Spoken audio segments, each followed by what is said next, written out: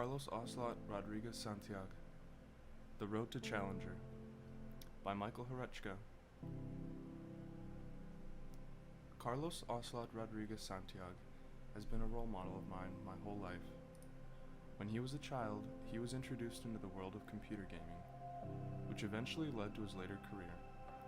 The world of professional gaming is very difficult and can be very stressful sometimes, even leading to rage. Ocelot is a role model of many players around the world, giving him a reason to keep playing. His life as a gamer led him to achieve greatness and change the self-image he presented to better suit his followers. Ocelot's perseverance in how he reinvented the way he games has led me to change the way I reinvent myself. Carlos Rodriguez Santiago was born in Madrid, Spain on June 15, 1990. He later discovered that gaming was more than just a pastime for him. Few people knew how good he was, and would soon come to learn how much skill he had. Ocelot plays countless hours of video games called League of Legends. There is much room for error in this game. Ocelot did not have patience to wait on players who were making mistakes. He played very well on a team called SK Gaming. There, he was able to take his team to Worlds and so forth. Later, due to his attitude and personality, he tore the team apart. Alex Mueller, who was manager of SK Gaming, had to get the situation under control. This is when he started to watch Ocelot stream and let him know when to stop and take a breath. In a way, I'm able to do the same thing to myself. To make myself a better person, it benefits me as well as others. He would act very nasty towards him, even making him quit out of rage.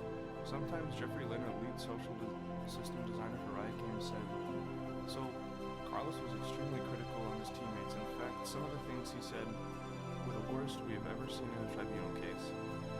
He was well known in the community for wishing cancer on one of his teammates. However, this quote does not pertain to his professional play. This is regarding to his solo adventures in the game. Being a professional gamer is not easy. It takes a mental aptitude that only a few have. That was one of the talents that Ocelot had. He was stuck in the mindset that everyone was bringing him down. This does not just happen to professional gamers, it occurs in real life as well. Ocelot was able to overcome this madness and rage by keeping his mouth shut. He needed to distract himself from the cause of the rage and simply put it away. Many people can work to overcome this and change themselves to be a better person. In my experience, I've had trouble with a critical mindset, which is why he is a role model to me. We share similar attributes. Ocelot did not realize how toxic he was with other players early in his career, and he still get it until he started getting tribunal case after tribunal case towards his name. This caused him basically to turn his life around. He made improvements toward his behavior, and also had someone watching him while he played, giving him feedback, and when to apologize and when not to even comment on other players.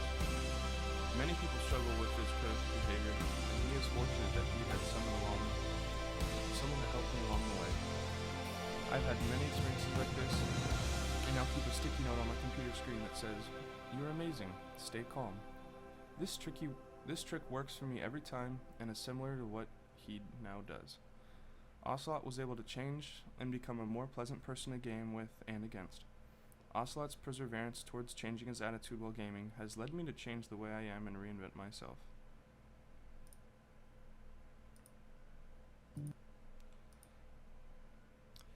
What he did that day was unacceptable, and I realized I was the same way. I got very angry and heated when things did not go my way. I was able to help myself in many ways to become a better gamer. Ocelot now composes himself with gaming, and so do I. Role models like this matter most, because they reinvent themselves to become better people for their own happiness, which then affects others.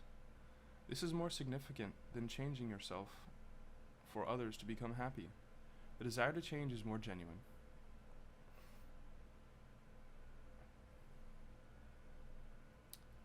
Reflection.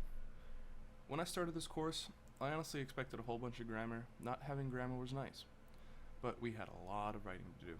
I like writing sometimes. I can get in a groove if I'm listening to music and feel as if I can relate to the topic. The class surprisingly was a little bit easier than I anticipated, but I had several assignments turned in late or not at all. In the long run, those really hurt my score. My writing ability is changed too. I would say, however, that I will read something over uh, more than twice because I found many errors in the first paper. I was able to catch them and correct them before submitting that. I feel that my writing style is fairly decent and does not need much work.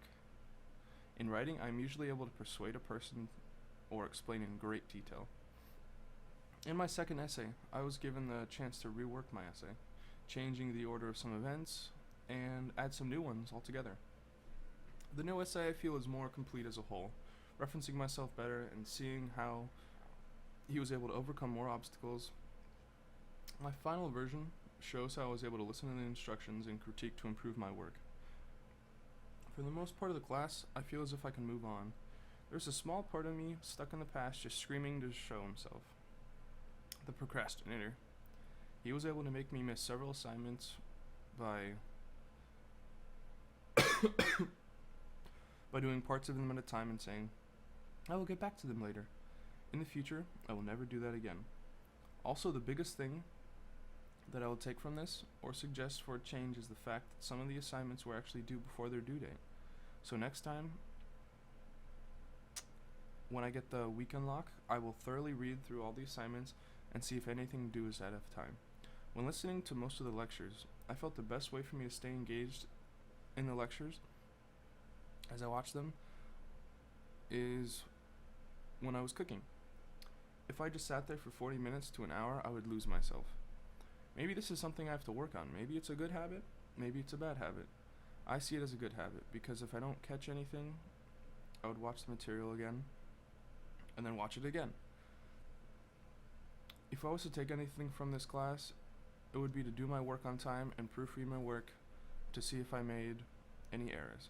This is especially important if I want to be turning in an actual job assignment in the future. Thanks for a great class. Sorry, I was a little bit sick.